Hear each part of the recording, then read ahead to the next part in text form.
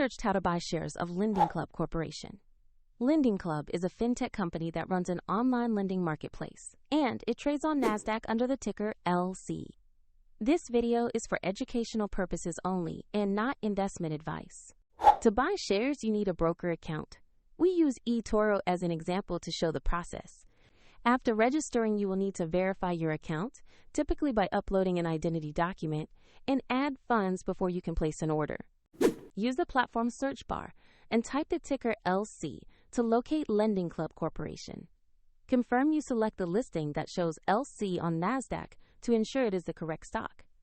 On the stock page, you will see basic company information and a price chart for LC. Review those details to confirm you are viewing the correct LendingClub listing.